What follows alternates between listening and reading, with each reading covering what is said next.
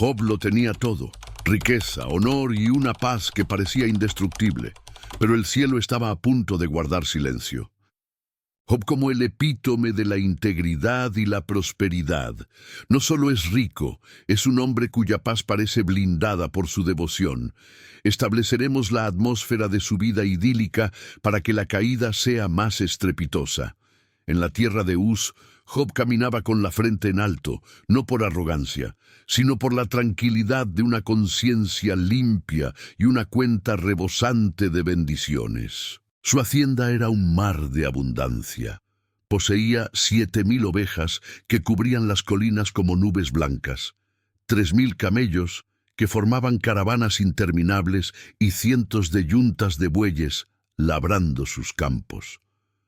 Job no solo era el hombre más rico de Oriente, era un pilar de justicia en la puerta de la ciudad. Su nombre era sinónimo de seguridad, y su hogar era el epicentro de una alegría que parecía eterna. Cada mañana, antes de que el sol terminara de despertar a la tierra, Job ya estaba de pie. No lo hacía para revisar sus tesoros, sino para interceder por sus hijos. Temía que en medio de sus banquetes y celebraciones, alguno hubiera olvidado honrar al Creador en su corazón. Este ritual de sacrificios y oraciones diarias era el muro espiritual que, según él, mantenía a su familia a salvo de cualquier sombra. La vida de Job era una sinfonía de orden y gratitud.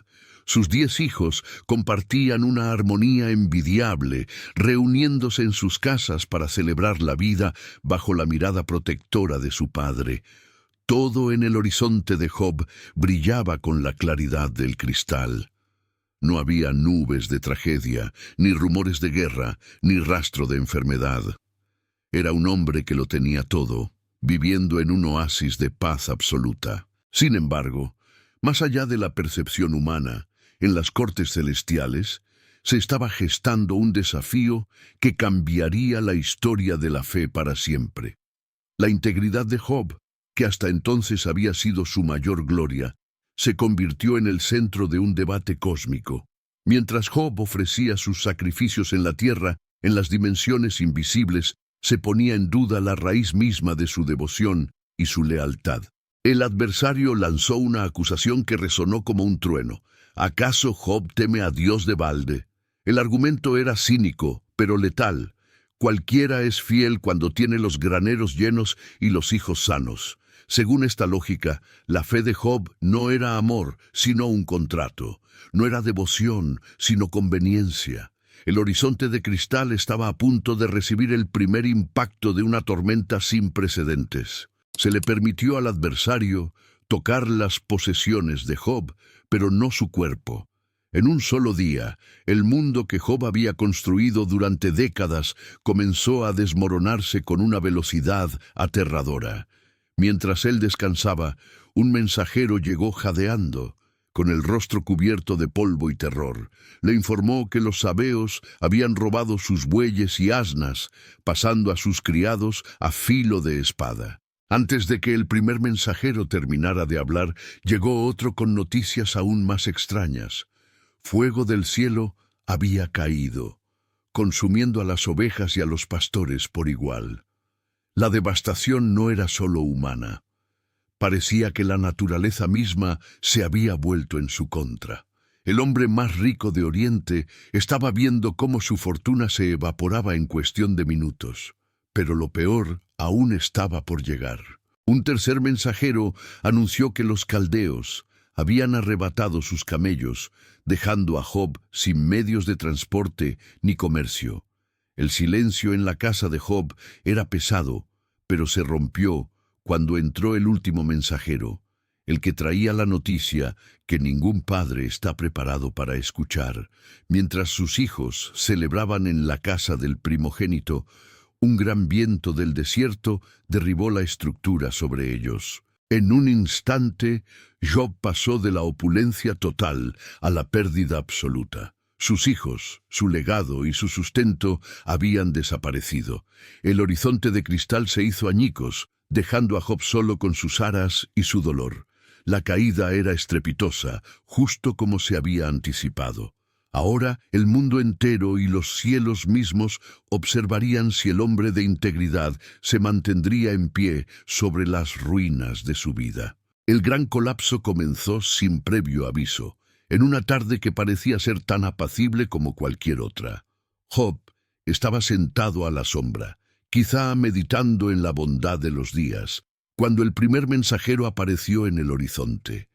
Corría con una desesperación que cortaba el aire, y antes de recuperar el aliento, soltó la noticia. Los sabeos habían atacado, robando el ganado y asesinando a los criados. La muralla de su prosperidad presentaba su primera grieta. Apenas el primer hombre cerraba la boca, un segundo mensajero irrumpió en la escena con el rostro pálido por el asombro. Habló de fuego del cielo, una fuerza sobrenatural que había consumido a las ovejas y a sus pastores en un instante. El impacto fue devastador. No era solo un ataque humano, parecía una declaración de guerra de la naturaleza misma. Job, en silencio, escuchaba cómo su imperio económico se reducía a cenizas en segundos. Sin darle tiempo a procesar la pérdida, un tercer mensajero llegó con el estruendo de los caldeos. 3 escuadrones habían rodeado a los camellos, llevándoselos todos y masacrando a los guardianes. En este punto, Job ya no era el hombre más rico de Oriente. Su capital se había esfumado. Pero el ritmo de la tragedia se volvió aún más frenético, pues el cuarto mensajero ya cruzaba el umbral con la noticia más oscura de todas. El último mensajero hablaba con lágrimas en los ojos. Relató cómo un gran viento del desierto azotó las 4 esquinas de la casa donde sus 10 hijos festejaban. La estructura colapsó, sepultando bajo los escombros la alegría, el futuro y el corazón de Job. En una secuencia cinematográfica de dolor puro, Job lo había perdido todo: su fortuna, sus criados y, finalmente, a sus 10 hijos. El silencio que siguió fue absoluto. Job se puso en pie. En un gesto cargado de un dolor insondable, se llevó las manos al pecho y rasgó su manto, exponiendo su vulnerabilidad ante el cielo. Luego, rapó su cabeza en señal de duelo profundo. Sin embargo, a pesar del peso insoportable de la tragedia, no cayó derrotado. Se postró en tierra para adorar, manteniéndose en pie espiritualmente sobre las ruinas de su vida idílica, demostrando que su integridad no tenía precio. La escena era desgarradora. Alrededor de Job, el polvo de las noticias aún no se asentaba, pero el vacío era total.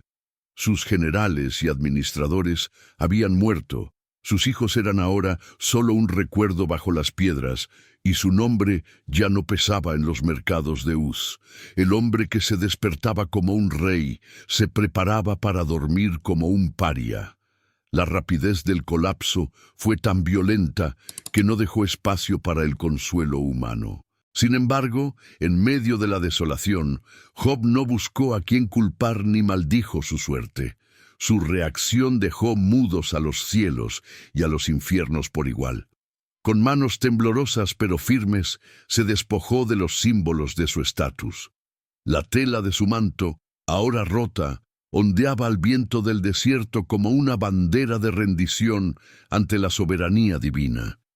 Su integridad, puesta a prueba en el crisol del dolor, permanecía intacta. El silencio de Job era más elocuente que cualquier lamento. Los pocos sobrevivientes que observaban desde la distancia esperaban un grito de rabia, una acusación contra el destino o un colapso nervioso. Pero Job, manteniendo la compostura de un roble frente al huracán, demostró que su paz no dependía de lo que poseía, sino de quién era. La atmósfera de su vida idílica se había transformado en un campo de batalla espiritual de proporciones cósmicas. Con la cabeza rapada y el manto desgarrado, Job pronunció las palabras que resonarían a través de los milenios: «Desnudo salí del vientre de mi madre, y desnudo volveré allá». Era la declaración máxima de desprendimiento. Reconoció que nada de lo que había perdido le pertenecía realmente, sino que todo había sido un préstamo de la eternidad. En su ruina, encontró una libertad que el oro nunca pudo darle. El bloque final del gran colapso se sella con su adoración. Jehová dio y Jehová quitó. Sea el nombre de Jehová bendito. A pesar de que su horizonte de cristal estaba hecho añicos, Job no pecó ni atribuyó a Dios despropósito alguno. Terminamos esta etapa con un hombre que, aunque está rodeado de cenizas y muerte, sigue en pie, listo para enfrentar la siguiente fase de una prueba que apenas comienza. Pero el asalto contra Job no había terminado. En las cortes invisibles, el desafío escaló. Piel por piel, todo lo que el hombre tiene, dará por su vida. Se permitió un golpe final que perforaría la última frontera de su resistencia, su propia salud. De la planta del pie hasta la coronilla, Job fue cubierto de una sarna maligna, una enfermedad supurante y feroz que convirtió su existencia en un tormento incesante. La prisión de la carne se cerró sobre él. El hombre que vestía finos linos ahora estaba envuelto en costras y llagas. El dolor no le daba tregua ni de día ni de noche. Era una agonía física que superaba cualquier descripción. Ya no podía entrar en la ciudad, pues su aspecto inspiraba terror y asco. El gran señor de Uz fue expulsado hacia los márgenes, hacia el lugar donde la sociedad arroja lo que ya no sirve. Job terminó en el muladar, el basurero de la ciudad. Allí, entre cenizas, desperdicios y el humo de los desechos quemados, el hombre más rico de Oriente buscó un refugio miserable. Sentado sobre los escombros, tomó un trozo de tiesto para rascar sus heridas, intentando encontrar un alivio que no existía. La soledad absoluta lo rodeó, mientras los perros y el viento eran sus únicos compañeros en aquel desierto de podredumbre. La atmósfera en el muladar era asfixiante. El olor a descomposición se mezclaba con el hedor de sus propias llagas. Job, que antes presidía banquetes, ahora compartía espacio con los parias. Cada respiración era un esfuerzo y cada movimiento una tortura. En este escenario de miseria total, la soledad no era solo la falta de gente, sino el sentimiento de haber sido olvidado por el cielo mismo, quedando atrapado en un cuerpo que se caía a pedazos. Entonces, el silencio del basurero fue roto por una voz conocida.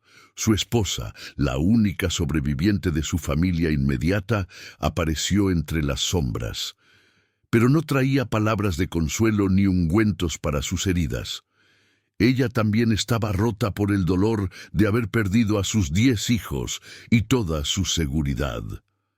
Al ver a su esposo reducido a un montón de carne supurante sobre las cenizas, su desesperación estalló en un grito amargo. Texto. La tensión aumentó hasta volverse insoportable cuando ella pronunció el consejo más desesperado. ¿Aún retienes tu integridad? Para ella, la lealtad de Job hacia un Dios que permitía tal carnicería carecía de sentido. Veía a Job aferrado a una virtud que parecía no estar sirviéndole de nada. Su voz era el eco de la lógica humana herida, que busca una salida rápida a través de la rendición final o el odio. «Maldice a Dios y muérete», sentenció ella. Aquellas palabras fueron un puñal directo al espíritu de Job. No era solo la sugerencia de un suicidio espiritual, sino la invitación a soltar lo único que le quedaba, su relación con lo eterno. Si Job maldecía, el adversario ganaba la apuesta cósmica. La mujer que debía ser su apoyo se convertía, en ese instante, en la voz de la tentación más oscura en medio de su miseria. Job la miró desde su lecho de cenizas, con los ojos cansados, pero encendidos por una chispa que la enfermedad no había podido apagar. A pesar de la agonía y del consejo de su compañera, su respuesta fue firme. «Como suele hablar cualquiera de las mujeres fatuas, has hablado», replicó él con tristeza. Incluso en la prisión de su carne, Job se negó a permitir que el dolor dictara sus palabras contra el Creador. Añadió una pregunta que cortó el aire del muladar. ¿Recibiremos de Dios el bien y el mal no lo recibiremos? Con esta frase, Job desmanteló la teología de la conveniencia. Reconoció que la soberanía de Dios no es un seguro contra el sufrimiento, sino una realidad que se debe aceptar tanto en la abundancia como en la ruina. Su integridad no era una moneda de cambio, sino un compromiso incondicional que resistía incluso el ataque de sus seres queridos. En todo esto, la narración subraya que Job no pecó con sus labios. Seguía en el muladar, seguía leproso y seguía solo, pero seguía siendo Job. La tensión en el basurero llegó a un punto muerto. La esposa se retiró, dejándolo solo con sus heridas y su fe inquebrantable. Sin embargo, en el horizonte, 3 figuras comenzaban a acercarse. 3 amigos que venían a consolarlo, pero que pronto se convertirían en sus jueces más implacables. En el horizonte del desierto aparecieron 3 figuras que avanzaban con paso lento. Eran Elifaz, Bildad y Zofar, los amigos de Job, hombres de sabiduría y renombre que venían desde tierras lejanas. Habían escuchado el rumor de la tragedia y, movidos por una antigua lealtad, se pusieron de acuerdo para venir a condolerse de él y consolarlo.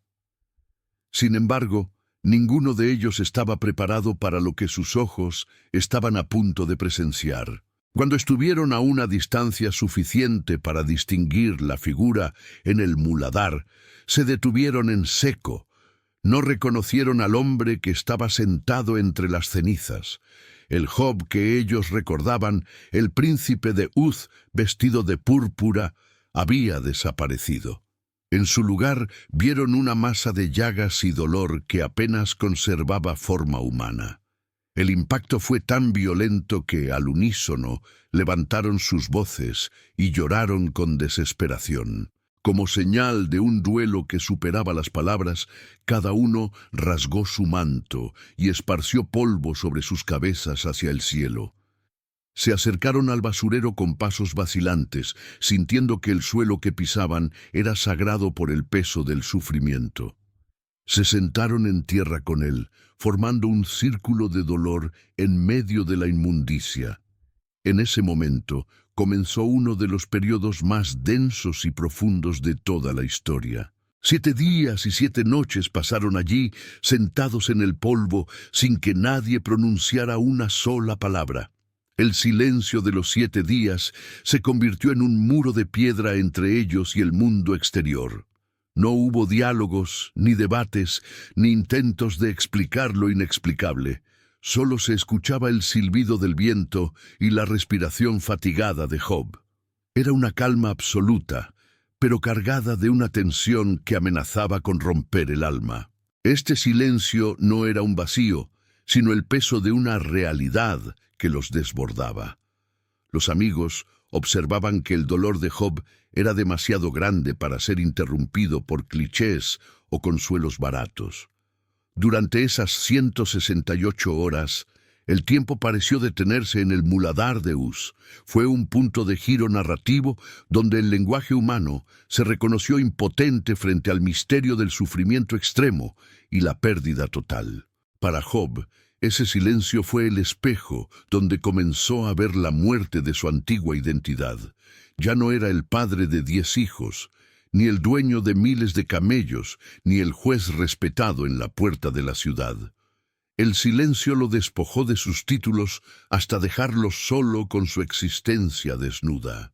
Su crisis pasó de ser un problema físico a ser una batalla por entender quién era él ahora que lo había perdido todo. Bajo el sol inclemente y el frío de las noches del desierto, Job se enfrentó a la pregunta más difícil. ¿Quién es el hombre cuando se queda sin nada más que su integridad? El muladar se convirtió en un laboratorio del alma.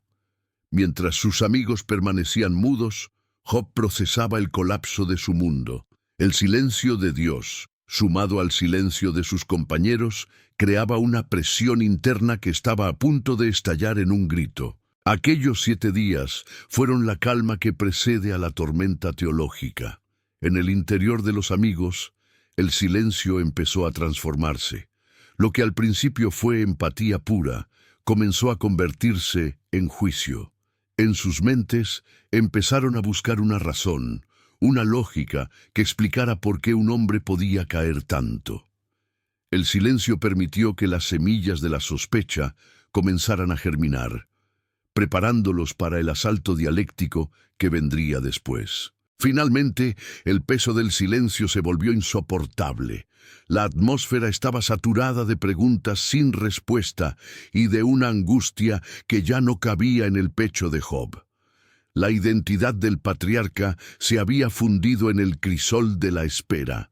Ya no podía más.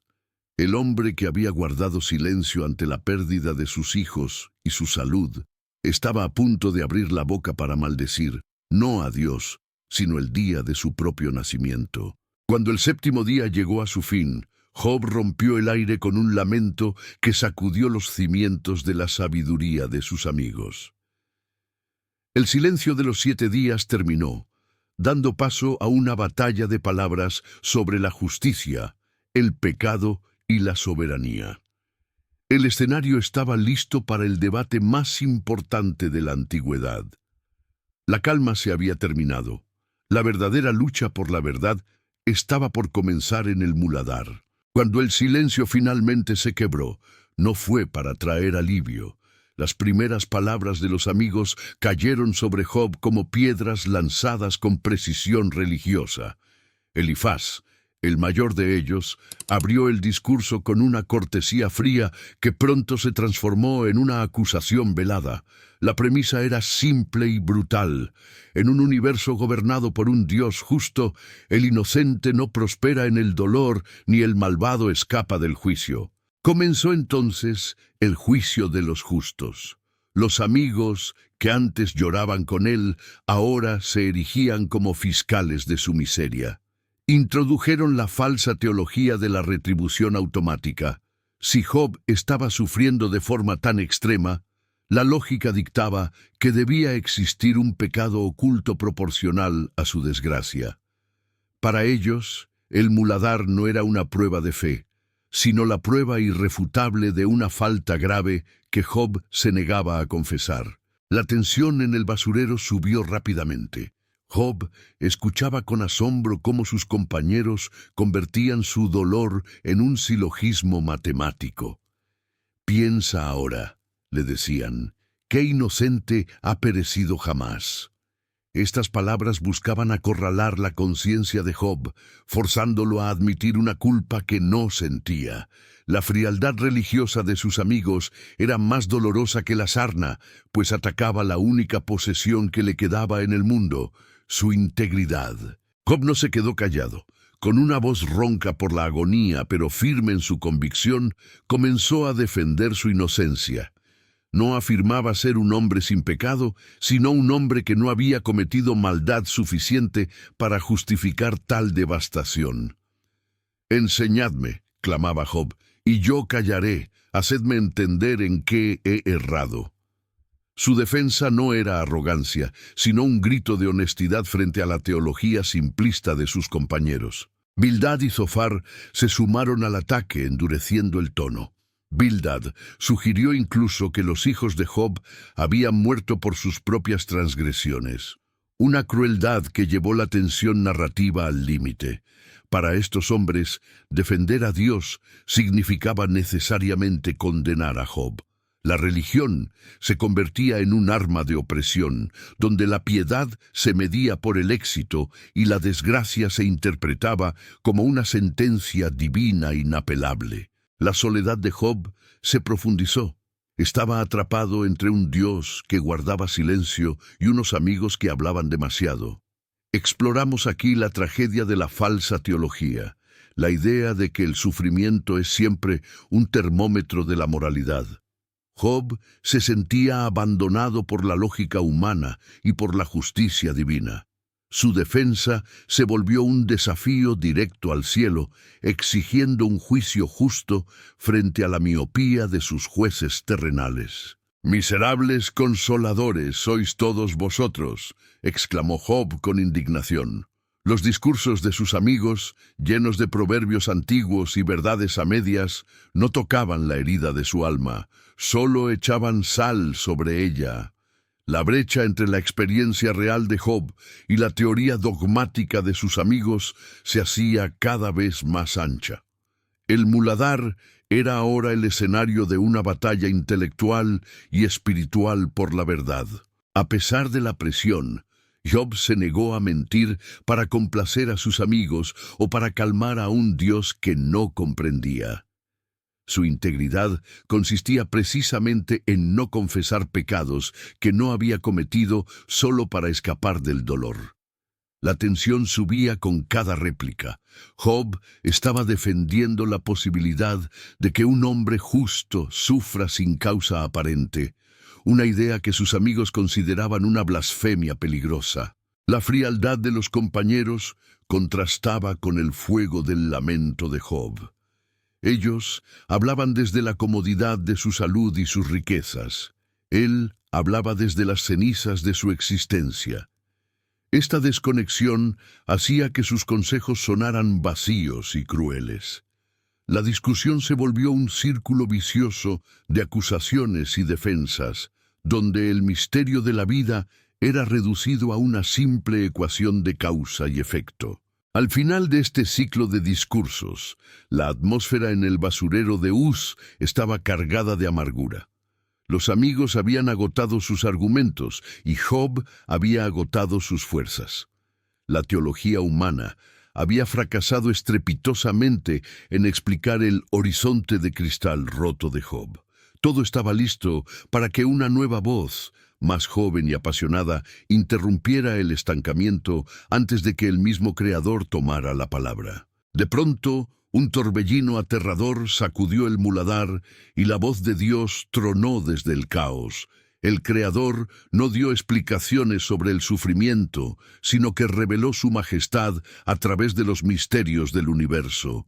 Job, ante la magnitud de aquel poder, comprendió que su sabiduría era nada frente al diseño infinito de Dios. «De oídas te había oído», confesó con humildad, «mas ahora mis ojos te ven».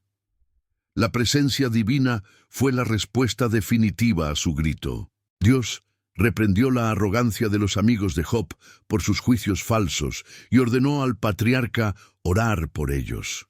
En el momento en que Job soltó la amargura y perdonó a sus jueces, su cautividad fue mudada. La sarna desapareció, sus fuerzas volvieron y la luz regresó a su rostro. La restauración no comenzó con el oro, sino con un espíritu libre de rencor. El muladar de cenizas se transformó en el escenario de una resurrección física y espiritual sin precedentes. Al final, Dios bendijo a Job con el doble de lo que había perdido, dándole nueva familia y una prosperidad que asombró a las naciones. Job murió viejo y lleno de días, dejando una lección eterna. La integridad no es un contrato para evitar el dolor, sino una confianza inquebrantable que sostiene al hombre cuando el mundo se desmorona. El horizonte de cristal fue reconstruido, demostrando que, después de la prueba más oscura, la soberanía de Dios siempre tiene la última palabra. Gracias por escuchar Historias Sagradas Narradas. Déjanos en los comentarios qué historia de la Biblia te gustaría escuchar después y acompáñanos suscribiéndote para más relatos narrados con calma y profundidad espiritual.